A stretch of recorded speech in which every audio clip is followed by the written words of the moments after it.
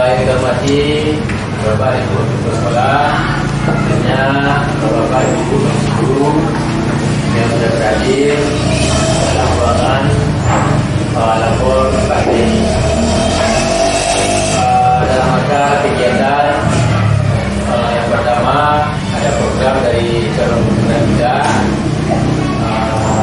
untuk berbagi dengan kita tentang ilmu yang dia dapat. Kemudian juga ada program rutinitas kita untuk briefing. Jadi Bapak Ibu, makanya pada hari ini kita cepatkan tentang tugas sekolah.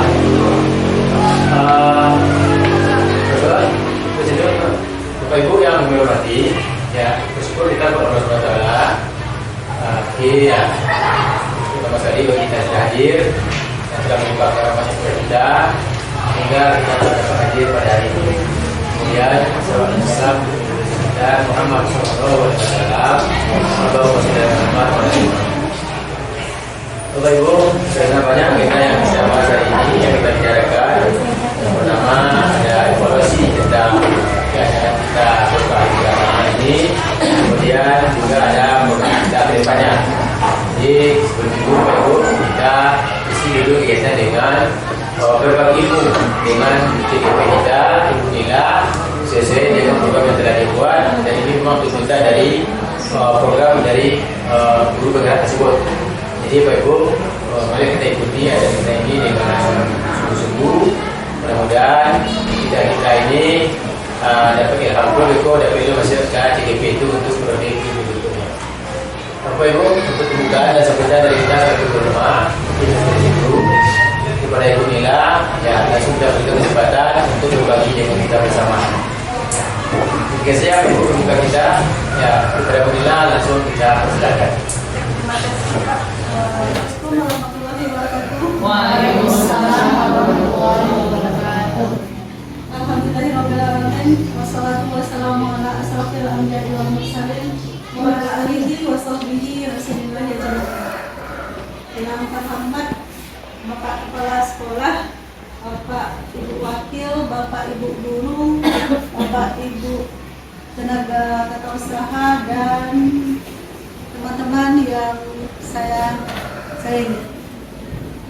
Pertama-tama marilah kita ucapkan puji dan syukur kehadirat Allah Subhanahu wa Ta'ala yang telah melimpahkan rahmat dan nikmatnya kepada kita semua sehingga kita dapat berkumpul guna untuk merefleksikan dan berbagi ilmu dari modul 1 yang telah saya ikuti selama PJT, selama mengikuti pelatihan guru penggerak, di mana di modul 1 itu juga terdiri dari 4. Satu kita artinya Nabi besar Muhammad Sallallahu Alaihi Wasallam yang telah membawa umatnya dari zaman kebodohan sampai ke zaman yang berilmu pengetahuan seperti yang kita rasakan pada saat sekarang ini. Bapak Ibu, saya mohon izin mana tujuannya adalah mendemonstrasikan pemahaman guru mengenai budaya positif yang di dalamnya terdapat paradigma, stimulus respon dan teori kontrol dari motivasi internal dan eksternal, motivasi perilaku manusia, keyakinan keras, rumah penghargaan di bawah kebutuhan dasar manusia, 5 posisi kontrol guru dan segitiga resolusi. Nah, 2 yang terakhir itu yang perlu kita dalami Bapak Ibu, karena 5 posisi kontrol kita sebagai guru dan segitiga restitusi ini erat kaitannya dengan bagaimana solusi di saat anak kita nanti menghadapi suatu perilaku yang bermasalah. Yang kedua, menerapkan strategi disiplin positif yang memerdekakan murid. Dan yang terakhir, bersikap reflektif dan kritis terhadap budaya sekolah, mengembangkannya sesuai kebutuhan sosial dan emosional murid. Nah, ini Bapak Ibu yang akan kita bahas, atau apa saja yang dapat membuka kepalan tangan kita tersebut. Bapak Ibu, saya butuh 2 orang agar bisa melakukan perubahan paradigma di depan. Ada Bapak Ibu yang bersedia? Oke, Pak Irfan. Silakan Bapak Irfan. Bapak Ibu, Bapak, siapa yang A dan siapa yang B? Siapa yang A? A. Berarti Irfan ada secara kasih sadar. Bapak Irfan pegang sesuai dengan Anda. Sedangkan Pak Oscar berusaha merayu, memujuk, menghardik Pak Irfan agar mau membuka kepalan tangan tersebut. Silakan Pak Oscar. Ayo, berbagai cara.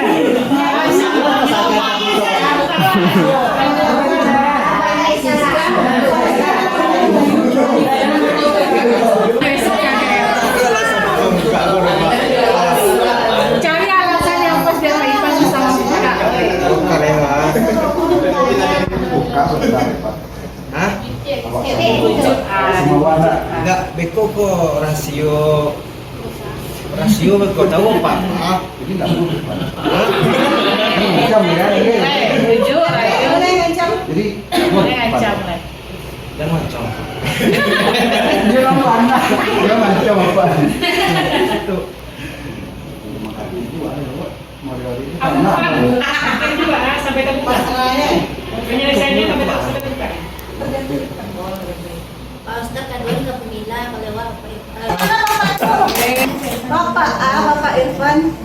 Artinya Bapak Irfan tidak mau membuka kepalan tangan di dalam genggamannya. Boleh kami tahu alasannya Bapak Irfan? Karena Di situ ditulis sesuatu yang sangat tuliskan berharga. Anda sesuatu yang sangat berharga untuk Anda. Ya. Oke, tepuk tangan boleh. Guru dapat mengontrol murid. Benarkah Bapak Ibu? Kita bisa mengontrol murid? Jawabannya iya ya. Jika murid itu diizinkan untuk mengontrol dirinya sendiri. Artinya kita di sekolah ini adalah orang yang dewasa, yang berkewajiban, yang bertanggung jawab untuk membentuk karakter siswa. Yang kedua, ilusi bahwa kritik dan membuat orang merasa bersalah itu dapat menguatkan karakter. Kritik dan membuat orang merasa bersalah. Ketika anak merasa bersalah, kita panggil ke kantor. Artinya dia melakukan suatu kesalahan. Kalau kita berikan dia kritikan, apa yang akan terjadi sama anak didik kita, Bapak Ibu? Akan membuat dia merasa rendah diri, akan membuat dia semakin merasa bersalah. Yang ketiga, perbuatan positif juga efektif. Dan yang keempat, ilusi bahwa orang dewasa memiliki hak untuk memaksa. Sebagai orang dewasa di sekolah, kita juga bertanggung jawab untuk memaksa murid, mengantarkan siswa, bertanggung jawab terhadap tindakan perilaku yang mereka lakukan. Nah, inilah adalah perbedaan antara stimulus respon dengan dari kontrol. Yang pertama, kita mencoba mengubah orang agar berpandangan sama dengan kita. Sedangkan di dari kontrol, kita berusaha memahami pandangan orang lain tentang dunia. Perilaku buruk dilihat sebagai suatu kesalahan, sedangkan di dari kontrol itu semua perilaku memiliki tujuan. Yang ketiga, orang lain bisa mengontrol saya. Yang tadi hanya kita yang bisa mengontrol diri kita. Orang lain bisa, saya bisa mengontrol orang lain. Sedangkan di dari kontrol itu Anda tidak bisa mengontrol orang lain. Jadi intinya apa Bapak Ibu? Yang memegang peranan penting adalah diri kita sendiri. Kita tidak bisa mengontrol orang lain dan orang lain pun juga tidak bisa mengontrol diri kita. Anda tidak bisa mengontrol orang lain, hanya Anda yang bisa mengontrol diri Anda sendiri. Seperti kepala tangan tadi, kita yang bisa mengontrol diri kita. Kita tidak bisa mengontrol orang lain, ataupun orang lain juga tidak bisa mengontrol diri kita sendiri. Nah, di sini Bapak Ibu, semua perilaku itu memiliki tujuan.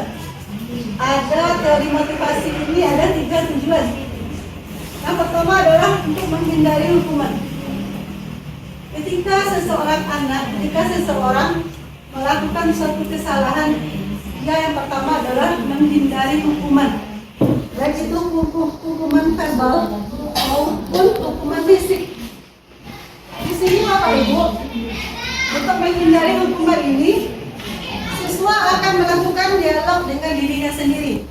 Apa kata mereka? Apa ya yang akan terjadi jika saya tidak melakukannya? Di saat kita menyuruh siswa, contohnya membersihkan bunga, membersihkan rumput-rumput yang ada di sekitar sekolah, si anak akan menghindari hukuman. Apa ya yang akan terjadi jika saya tidak melakukannya? Nah, apalagi anak-anak kita sekarang berada dalam masa labil, dalam masa pencarian jati diri. Yang kedua, untuk mendapatkan imbalan. Untuk mendapatkan imbalan, mendapatkan penghargaan dari apa yang mereka lakukan. Nah, di sini dialog yang dilakukan oleh siswa berbanding terbalik dengan teori nomor 1. Apa ya yang akan terjadi jika saya melakukannya? Yang pertama, apa ya yang akan terjadi jika saya tidak melakukannya? Sedangkan yang nomor 2, apa ya yang akan terjadi jika saya melakukannya? Nah, jika saya melakukannya ini, barangkali mendapatkan penghargaan.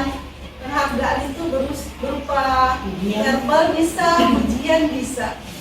Nah, ini yang akan terjadi. Nah, untuk 2 ini Bapak Ibu, itu belum kesadaran yang ada dalam dirinya. Artinya, motivasi yang ada itu adalah motivasi di luar diri atau motivasi ekstrinsik. Mereka belum berdiri, ingin mendapatkan hadiah, ingin tidak mendapatkan hukuman yang diberikan oleh kita. Nah, yang tujuannya ketiga adalah untuk menghargai diri sendiri.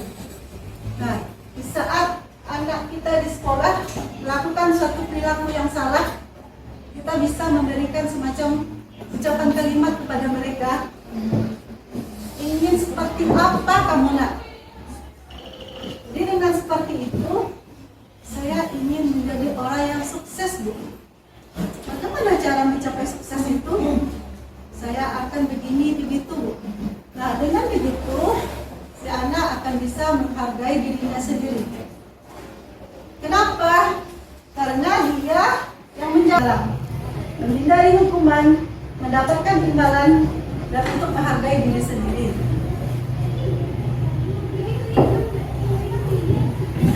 Di dalam menghargai diri sendiri ini, Bapak Ibu, ada nilai-nilai kebajikan universal yang kita kenal dengan P3. Yaitu P3, profil pelajar Pancasila.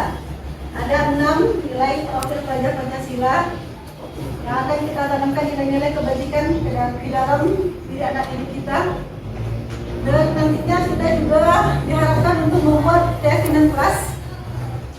Keyakinan kelas yang kita buat itu bukan satu arah, bukan datangnya dari kita, tetapi keyakinan kelas tersebut kita buat bersama siswa, berdiskusi bersama siswa, dan ditaati pula antara kita juga dengan siswa. Dari teori kontrol ini Bapak Ibu, model berpikirnya menang-menang. Menang buat kita sebagai guru, menang juga buat siswa kita. Buat kita sebagai guru apa? Di saat kita menawarkan, membimbing siswa untuk mendapatkan solusi atas perilaku salah yang mereka lakukan, maka kita sudah berhasil membimbing siswa menemukan solusi mereka. Sedangkan yang kedua, siswa bisa menghargai dirinya sendiri, bertanggung jawab dengan keputusan yang mereka ambil. Ada 5 posisi kontrol kita Bapak Ibu. Ada penghukum, pembuat asal bersalah, teman, pemantau, dan manajer. Dari 5 posisi ini, tujuan akhir kita adalah yang kelima, sebagai manajer. Nah, kita lihat yang pertama. Posisi kontrol yang pertama yaitu penghukum. Di saat kita berposisi sebagai seorang penghukum, di saat anak melakukan suatu kesalahan, maka kita seringkali melakukan tindakan yang menyakiti anak, baik itu secara fisik ataupun verbal. Secara fisik dan verbal, penghukum ini akan menyakiti perasaan si anak. Jadi di saat posisi kontrol kita, penghukum ini Bapak Ibu, ini tidak boleh kita laksanakan di sekolah. Kenapa? Karena ini akan menyakiti hati dan perasaan si anak. Yang kedua, membuat rasa bersalah.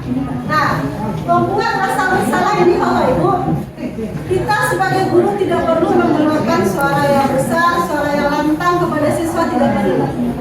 Kenapa? Karena si pembuat rasa bersalah ini akan membuat anak merasa tidak nyaman, akan membuat anak merasa bersalah dengan tindakan yang mereka lakukan. Harus bagaimana lagi Bapak sama kamu, Nak? Apa yang bisa Bapak lakukan lagi? Posisi 1 dan 2 ini nantinya anak akan menghindari hukuman. Biasa saja cari salah. Biasa ini butuh keberang-berang saja. Jadi si anak akan berpikiran, nanti guru itu akan marah-marah lagi. Jadi posisi penghukum dan pembuat asal bersalah ini akan membuat si anak untuk menghindari hukuman. Yang ketiga, ini sebagai teman. Kalau sebagai teman, kita sebagai guru akan menempatkan diri kita menjadi teman bagi siswa, akan melakukan sebuah hubungan baik. Yang biasanya teman, terkadang kita melakukan sebuah humoris dengan siswa. Tapi ini sudah bagus Bapak Ibu, dalam posisi teman sudah bagus. Namun ada kelemahannya. Apa itu? Anak akan tergantung sama diri kita. Di saat gurunya tidak ada waktu, tidak bisa membantu si anak dalam posisi teman ini, maka si anak akan merasa kecewa. Si anak tidak akan mau berbuat, tidak akan mau berusaha lebih baik lagi. Ingat tidak, bantuan yang sudah Bapak Ibu berikan sama kamu, Nak. Jadi ucapan yang sering diucapkan dalam posisi sebagai teman. Coba kamu ingat lagi bantuan yang sudah Ibu berikan sama kamu. Sedangkan sebagai pemantau, kita hanya melihat dari jauh, kita hanya mengawasi perilaku siswa. Karena pemantau ini hanya butuh catatan untuk dijadikan bukti fisik. Apa yang kamu lakukan? Apa yang kamu lakukan, Nak? Jadi dalam posisi pemantau ini, kita hanya perlu melihat-lihat tingkah laku yang sudah dilakukan oleh siswa kita. Nah, yang posisi 3-4 ini untuk mendapatkan imbalan. Dan yang terakhir Bapak Ibu, ini adalah posisi manajer. Posisi inilah yang akan kita kejar, posisi inilah yang akan kita lakukan secara bersama di sekolah. Karena di posisi manajer ini, kita bersama guru bertanggung jawab memperbaiki tingkah laku mereka, serta mencari solusi bersama atas sebuah perilaku salah yang mereka lakukan. Pertanyaan di sini bisa jadi, apa hal baik yang kamu rencanakan untuk kedepannya? Jadi di posisi manajer ini, kita sudah membentuk siswa mandiri. Kita sudah membentuk siswa untuk bertanggung jawab atas keputusan yang sudah mereka ambil. Nah, jadi disinilah posisi teratas yang akan kita gunakan. Posisi sebagai manajer. Jadi bukan penghukum, bukan pembuat asa bersalah, sebagai teman, pemandu, tapi posisinya adalah sebagai manajer. Namun terkadang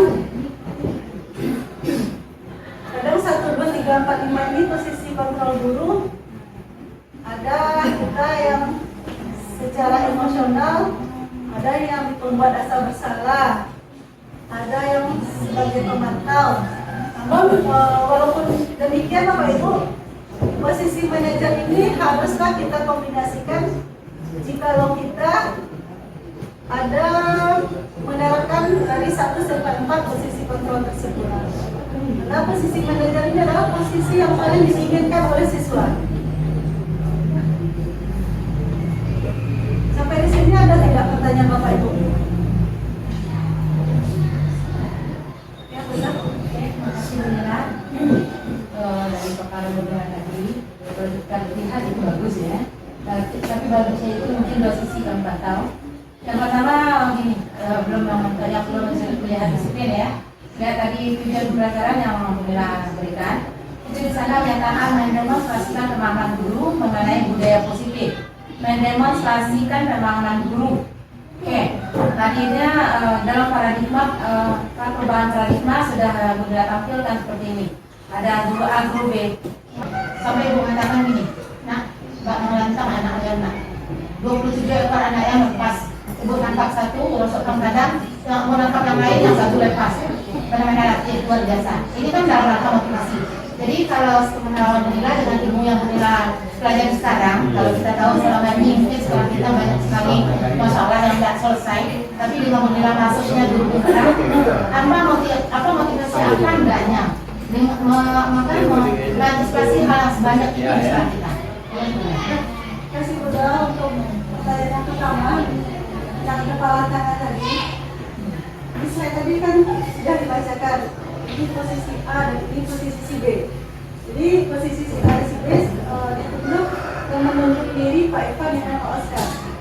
Jadi mereka memang belum sepenuhnya paham, tapi dengan adanya menunjuk diri berarti mereka adanya kesediaan untuk melakukan sebuah paradigma kepala tangan tadi. Yang kedua, tentang motivasi yang terjadi di sekolah kita. Untuk motivasi anak-anak kita panggil di depan orang banyak, itu akan membuat anak akan semakin melakukan sebuah konsep diri yang negatif sama dirinya sendiri. Saya dipanggil ke kantor, akhirnya guru akan tahu semua masalah saya. Ini solusi yang boleh diberikan, memanggil anak dengan menyentuh hati mereka, dengan tidak lagi dibawa di depan para guru yang banyak belajar di kantor. Berat kalau sendiri yang berat, itu bersama saya rasa tidak. Karena ketika guru bakal di kelas ada siswa yang bermasalah, mungkin kita bisa memanggilnya sendiri secara pribadi, tidak lagi di kantor, berbicara dari hati ke hati dengan mereka. Apa kekurangan kita, apa kelebihan kita di lokal, bisa kita melakukan refleksi diri.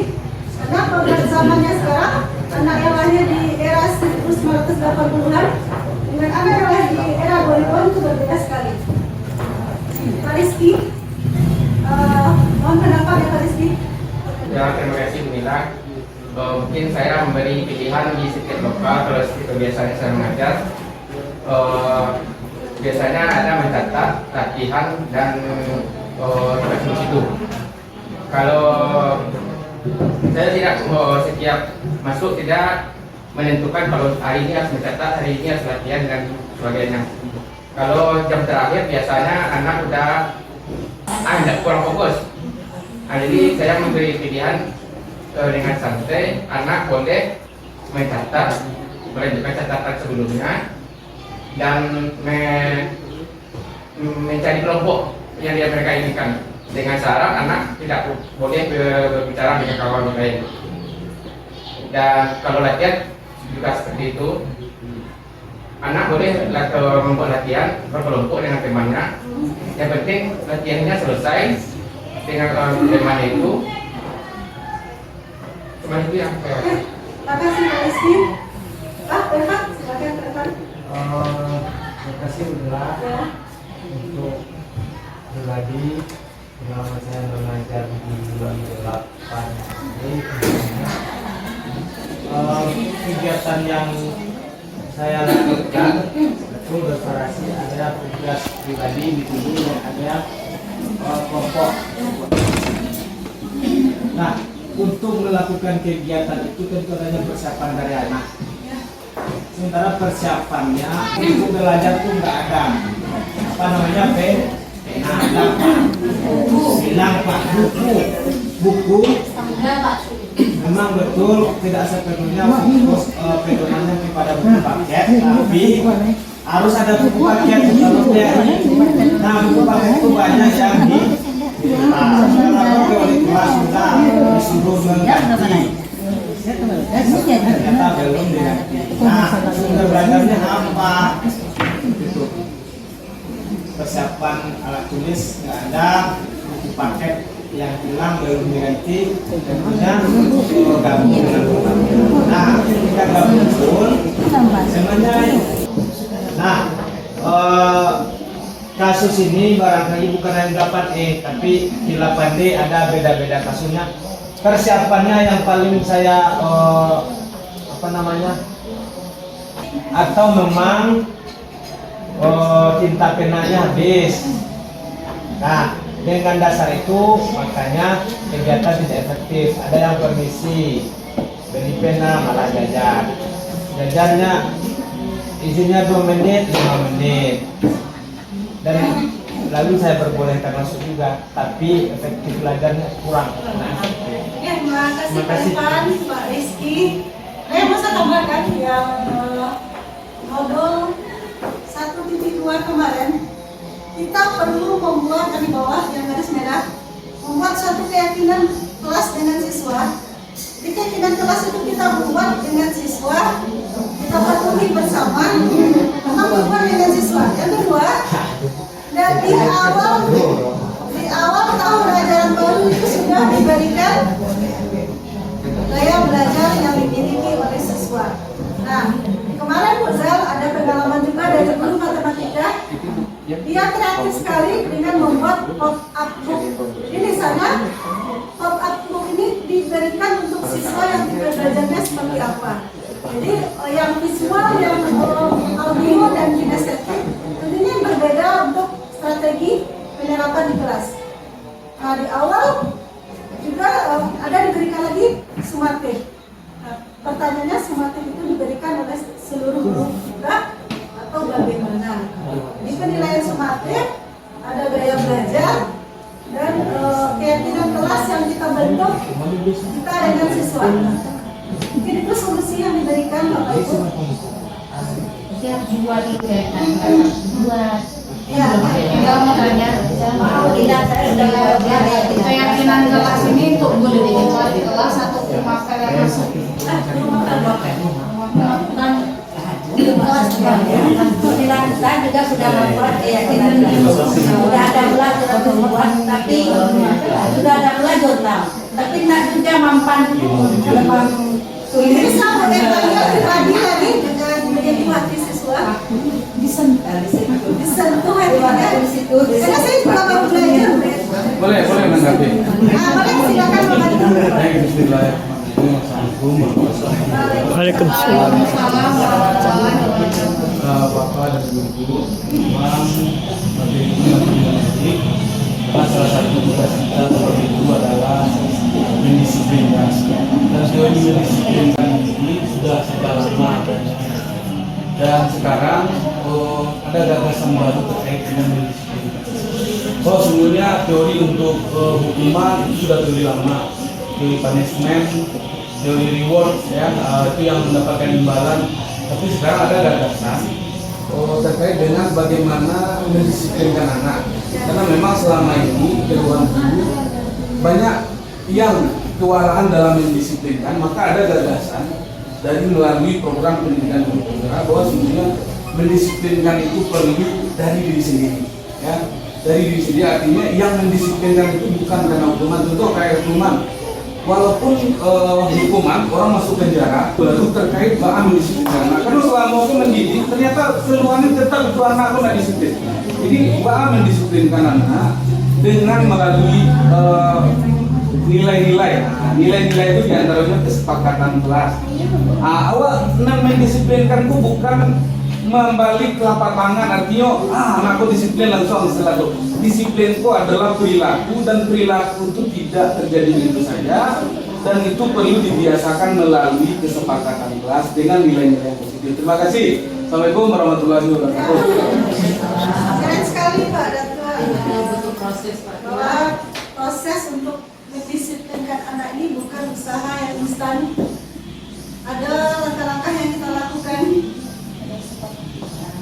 Ya, Bu Rita. Dengan menyentuh hati sudah kita lakukan, mungkin tak kenapa hati mereka tidak bisa tersentuh.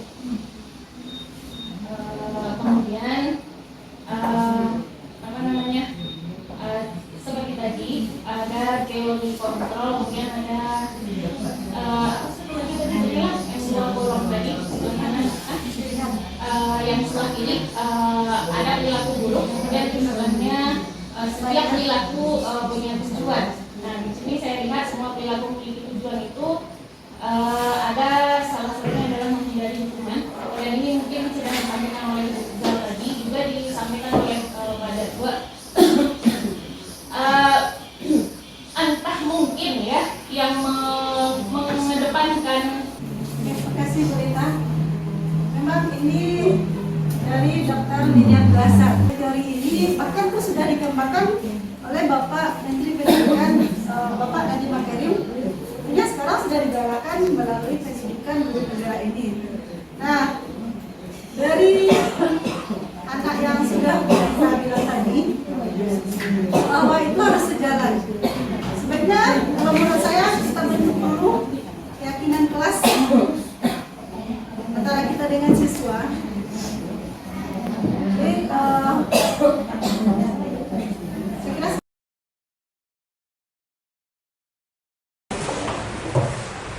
harus bagaimana lagi Bapak sama kamu nak?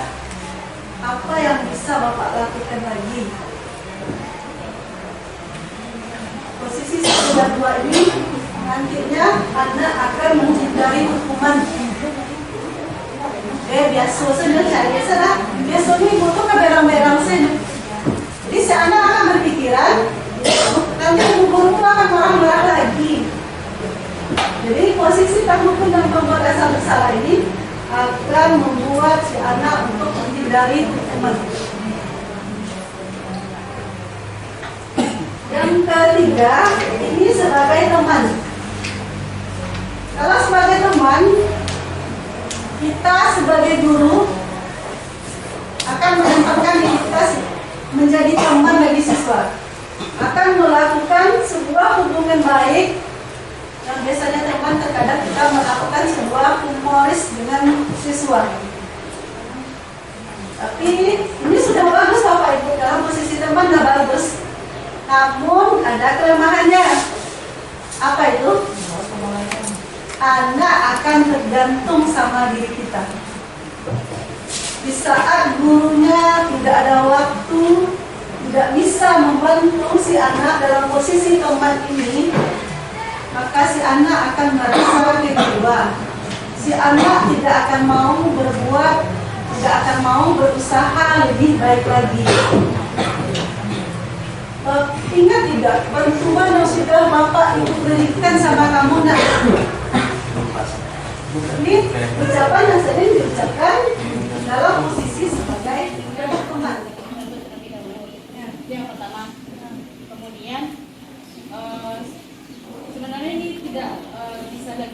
diterapkan di SMP. Saya melihat siswa-siswa kita sepertinya kekurangan perhatian, ya, itu banyak seperti itu.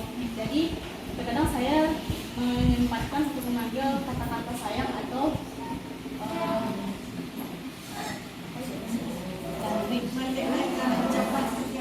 ya balik ke ucapan seperti anak SD. Dengan seperti itu lebih dari 70% mendengarkan saya bicara. Ya, makasih berarti Siska mau menambahkan.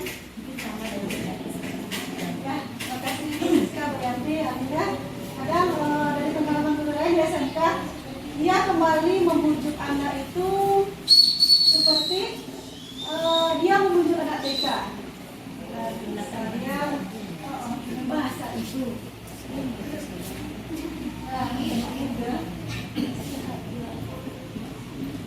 Nah, ini Bapak Ibu.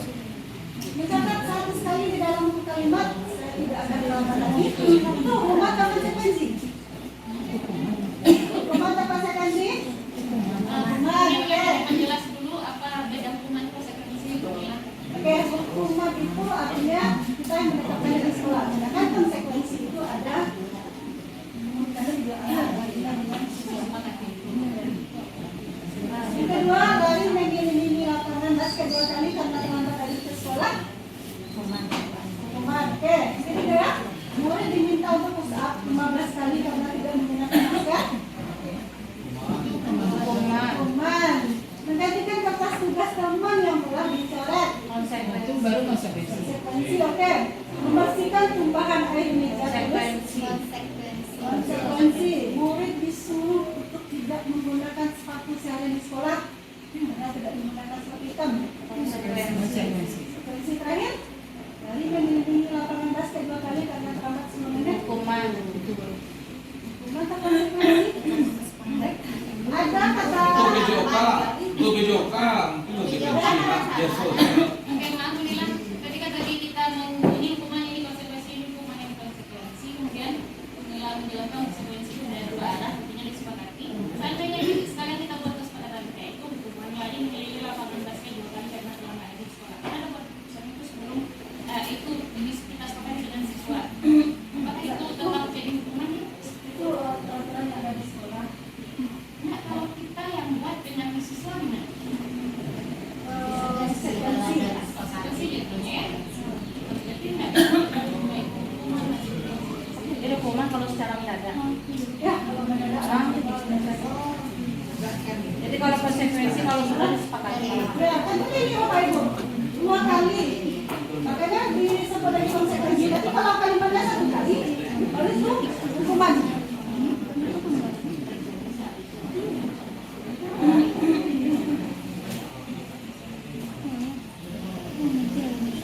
Konsekuensi ini juga ada perbedaan. Jika kita melakukan tindakan buruk kita seperti ini, konsekuensinya apa? Ini sesuatu itu yang menyakitkan itu harus terjadi. Bahkan konsekuensinya sesuatu harus terjadi. Membuat anak sakit baik fisik maupun hati dalam jangka waktu lama. Sedangkan konsekuensi itu yang mereka sakit hati tapi tidak dalam jangka waktu yang lama. Itu kalau konsekuensi. Tindakan guru, anak membenci kedisiplinan. Jadi kalau kita melakukan konsekuensi, dia akan menghargai kedisiplinan. Anak akan memiliki konsep diri yang buruk. Sedangkan konsekuensi kita sudah terbentuk dan memiliki konsep diri yang positif. Sekarang restitusi. Restitusi adalah proses penciptaan kondisi bagi murid untuk memperbaiki kesalahan mereka sehingga mereka bisa kembali kepada kelompok mereka dengan karakter yang lebih kuat. Restitusi juga merupakan proses kolaboratif yang mengajarkan murid untuk mencari solusi untuk masalah mereka dan membantu murid berpikir tentang orang seperti apa mereka ingin menjadi dan bagaimana mereka harus memperlakukan orang lain. Jadi Bapak Ibu itu adalah restitusi di mana kita akan mengembalikan si anak kepada kelompok Maka mereka tadi bantuan yang sudah diberikan sama kami. Sedangkan sebagai pemantau, kita hanya melihat dari jauh, kita hanya mengawasi perilaku siswa. Karena pemantau ini hanya butuh catatan untuk dijadikan bukti fisik. Apa yang kamu lakukan? Apa yang kamu lakukan, nak? Jadi dalam posisi pemantau ini, kita hanya perlu melihat-lihat tingkah laku yang sudah dilakukan oleh siswa kita.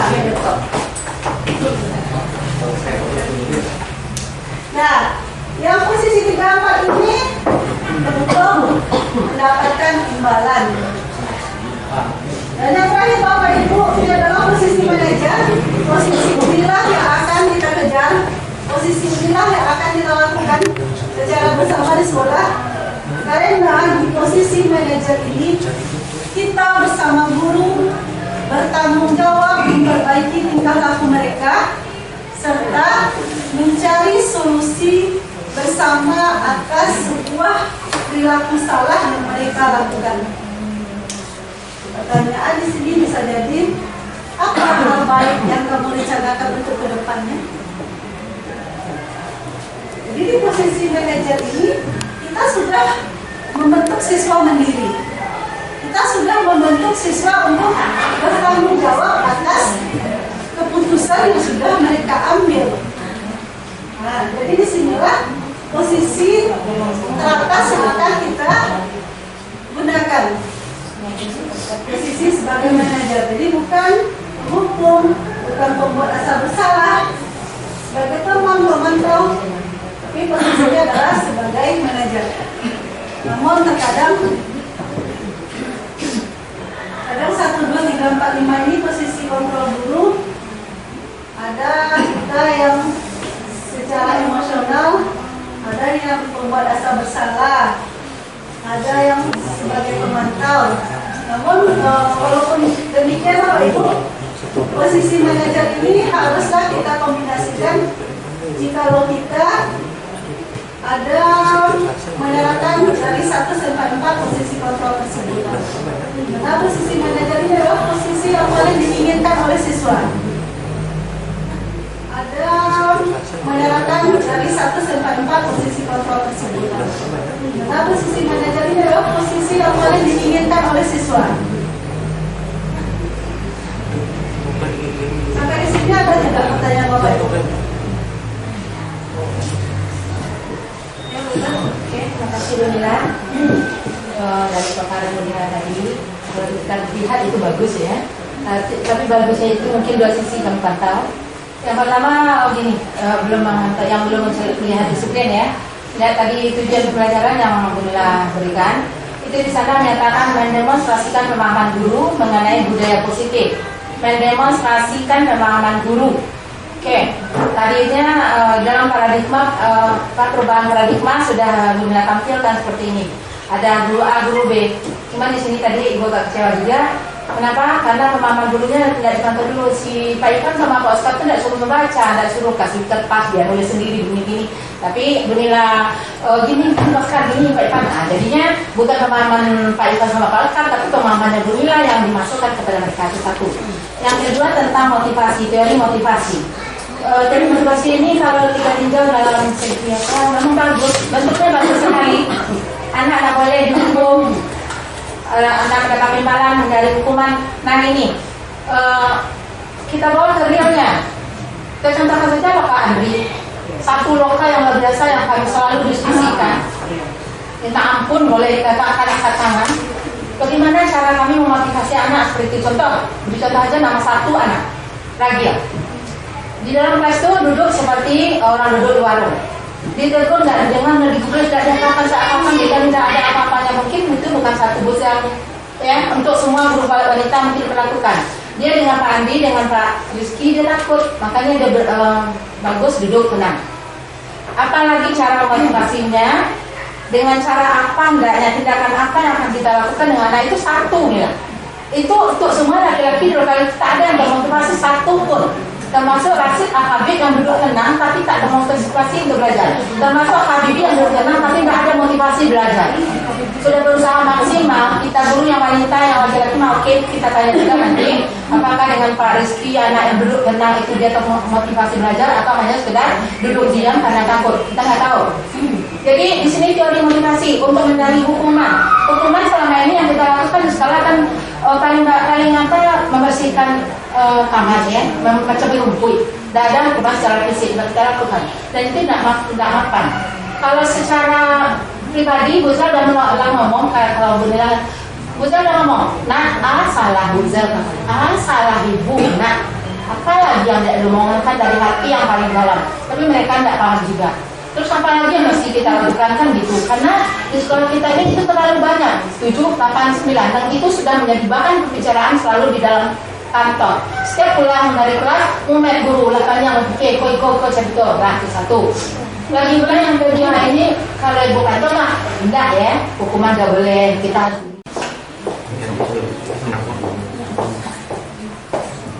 Nah, nilai kebajikannya nilai P3. Apa yang tinggal 1 Bapak Ibu? Apa yang tinggal 1 saya? Bernalar kritis. Sebelum saya lanjut, mohon kepada Bu Yati dan kemarin kita pernah pendampingan individu. Pengalamannya boleh berbagi Bu Yati di saat Bu Yati ada bermasalah dengan siswa. Boleh berbagi pengalamannya Bu Yati? Silakan.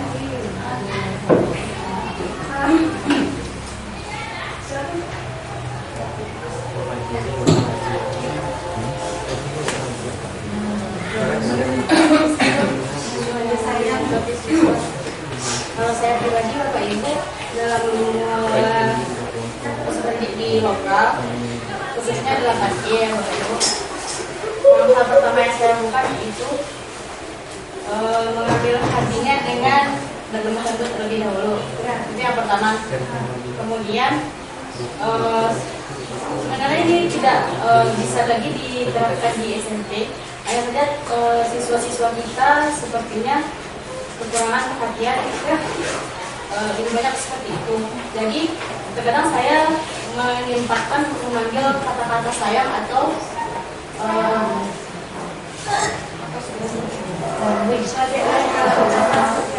ya balik ke ucapan seperti nanti kata atau SD. Dengan seperti itu lebih dari 70% mendengarkan saya bicara. Oke, terima kasih Bu Yati. Bu Siska, menambahkan. Ya, terima kasih Bu Siska, Bu Yati. Artinya kadang dari pengalaman guru lain di SMK, dia kembali memujuk anak itu seperti dia memujuk anak TK dengan dia bahasa ibu.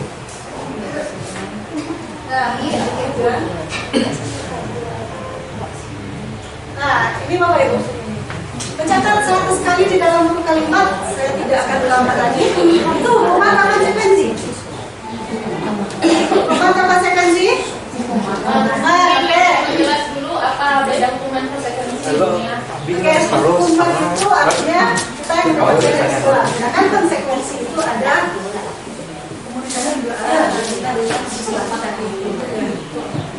Yang kedua, lain mengiringi lapangan basket 2 kali karena penampilan dari sekolah. Hukuman. Oke, ketiga, boleh diminta untuk push up 15 kali karena tidak menggunakan masker. Hukuman. Menggantikan kertas tugas teman yang telah dicoret. Itu baru konsekuensi. Konsekuensi, oke. Membersihkan tumpahan air meja tulis. Konsekuensi, murid disuruh untuk tidak menggunakan sepatu seri di sekolah karena tidak menggunakan sepatu hitam. Konsekuensi terakhir, lari mengelilingi lapangan basket 2 kali karena terlambat 10 menit. Hukuman. Hukuman atau konsekuensi? Ada kata untuk videokan itu masih biasa. Oke, maaf ya. Ketika tadi kita ini hukuman ini konsekuensi, ini hukuman ini konsekuensi, kemudian Unila menjelaskan konsekuensi dari 2 ayat, tentunya disepakati. Seandainya gitu sekarang kita buat kesepakatan kayak itu hukuman lagi melilit 18 kali 2 kali karena telah hadir di sekolah. Kita dapat keputusan itu sebelum itu kita sepakati dengan siswa. Apakah itu udah hak jadi hukuman ya? Itu aturan yang ada di sekolah. Nah, kalau kita yang buat dengan siswa gimana? Konsekuensi. Konsekuensi jadinya. Berarti nggak bisa juga itu hukuman jadi hukuman kalau secara nggak ada. Ya, Jadi kalau konsekuensi kalau itu sepakati ya. ya contohnya di Bapak Ibu 2 kali. Makanya disebut konsekuensi. Tapi kalau kalimatnya 1 kali, baru itu hukuman.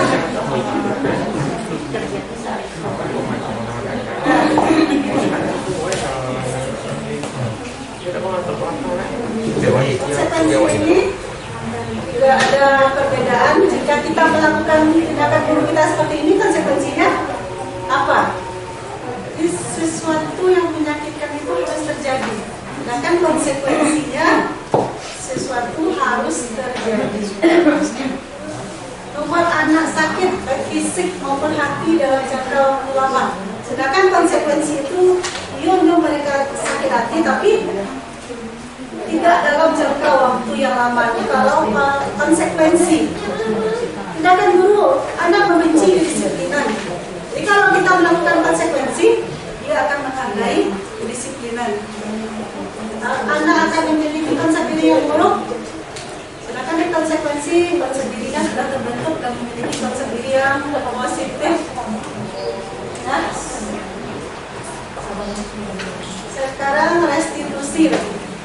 Restitusi adalah proses menciptakan kondisi bagi anak untuk memperbaiki kesalahan mereka sehingga mereka bisa kembali kepada kelompok mereka dengan karakter yang lebih kuat.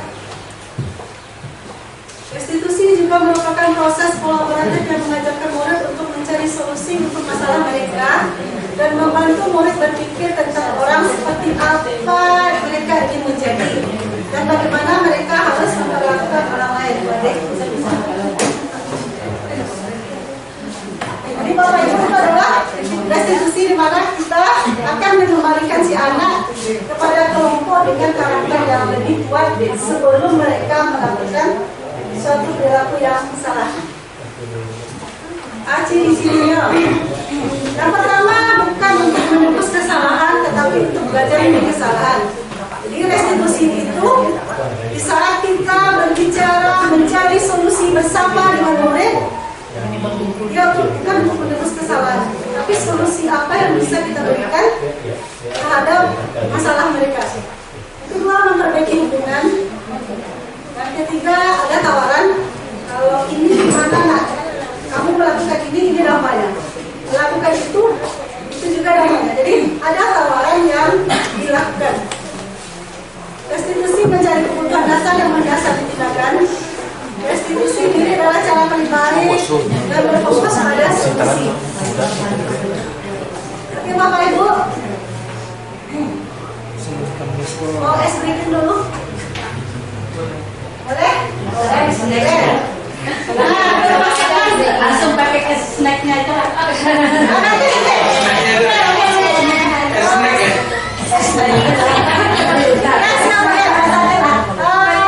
Silakan berdiri dulu Bapak Ibu di tempatnya.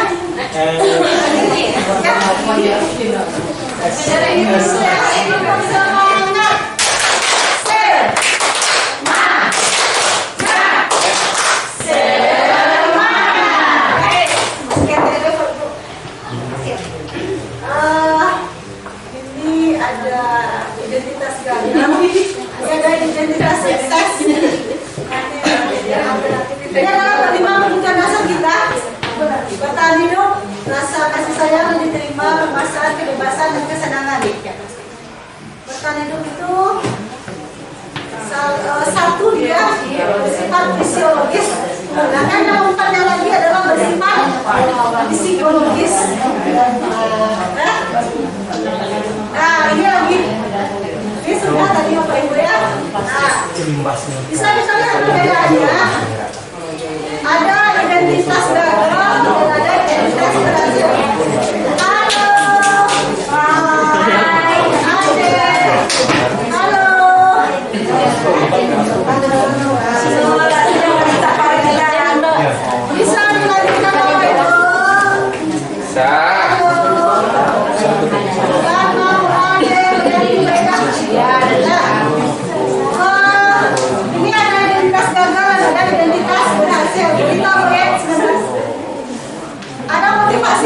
buat orang yang berposisi sebagai penghukum, ada tuh Pak Irfan, katakan dia yang hardik menunjuk-tunjuk, menyakiti dan menyindir. Karena kamu rasa bersalah dia berceramah. Seharusnya kamu datang jam segini loh nak. Ibu kecewa karena kamu tidak mengerjakan tugas yang diberikan. Teman, dia membuatkan alasan untuk muridnya. Sedangkan pemantau yang menghitung, mengukur. Untuk manajer, dia mengajukan pertanyaan-pertanyaan. Yang kedua, guru berkata, apa yang dikatakan oleh guru? Bapak Ibu, apa yang kita katakan? Kalau kamu tidak melakukannya, awas ya. Itu adalah posisi orang sebagai memantau. Ini adalah aturan, awas ya kalau kamu tidak melakukannya. Sedangkan kamu merasa bersalah, kamu seharusnya begini. Itu lelah sekali, itu stres. Nah, sebagai teman, ayolah lakukan ini. Pemantau, apa peraturannya? Sedangkan sebagai posisi manajer, apa yang kita yakin, apa yang bisa kamu kerjakan untuk memperbaiki masalah ini? Hasilnya apa Bapak Ibu? Awak berbuat, awak berkata, itu dia punya hasil. Anak akan memberontak, anak akan menyalahkan orang lain, dan anak akan berbohong. Anak menyembunyikan. Nah, sebagai teman, seperti kata saya tadi, anak akan tergantung menyelesaikan diri bila dievaluasi dan menguatkan pribadi. Kaitannya, terus apa attitude murid kawan? Apa kata murid sama kita? Biarkan saja, nanti juga marah-marah lagi. Ini adalah posisi penghukum. Merasa bersalah di saat kita sudah membuat anak semakin bersalah, semakin terpojok, semakin rendah harga dirinya. Akhirnya murid berkata, maafkan saya ya Bu. Dan sebagai teman, saya pikir Ibu teman saya. Ternyata begitu. Nah, disinilah akan membuat murid akan merasa ketergantungan dengan kita. Di saat kita tidak menjadi teman lagi buat dia. Terus yang manajer, bagaimana caranya saya bisa memperbaiki keadaan? Yang terakhir, ada banyak murid hukum dia ulangi kesalahan, membuat rasa bersalah anak dengan diri, teman dia lemah, memantau, menitik beratkan pada sanksi, dan manajer ini mengevaluasi diri. Jadi ini adalah yang terbaik, dia akan menghargai dirinya sendiri. Nah, kita bersama siswa itu berdiskusi membuat solusi apa yang terbaik buat dirinya sendiri, sehingga dia bisa bertanggung jawab atas perilaku yang telah mereka lakukan.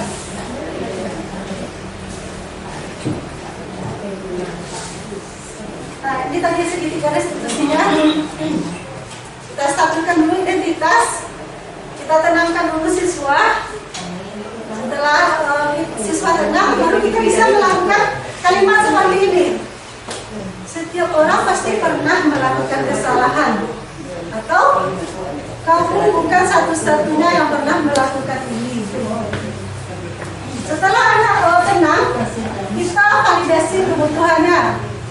Adakah cara yang lebih efektif untuk mendapatkan yang kamu butuhkan? Atau kamu tentu punya alasan mengapa melakukan ini? Punya Bu, saya gini. Karena setiap anak melakukan kesalahan itu, yakin kita pasti punya alasannya. Tetapi jangan kita di saat dia membuat kesalahan, dia tidak akan kembali ke masa lalu. Yang perlu kita tekankan kepada dia adalah apa yang akan dia lakukan untuk masa depannya. Yang terakhir adalah menegakkan kebenaran. Nilai-nilai apa yang telah kita sepakati tadi? Oh ya Bu, saya telah menyepakati bahwa tanggung jawab itu penting buat saya. Maka untuk kedepannya saya akan belajar membuat tugas di awal waktu. Kamu ingin menjadi orang seperti apa, Nak? Saya ingin menjadi orang yang sukses, ingin membahagiakan orang tua, atau yang lain sebagainya.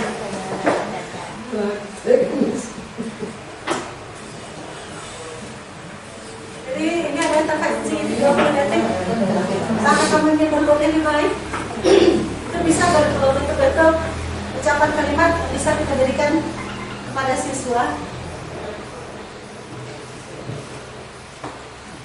Apakah saat ini kamu sudah menjadi orang yang sedang kamu inginkan? Apakah kamu bisa mengubah kegiatan menjadi sikap yang lebih membantu? Sampai apa yang kamu inginkan?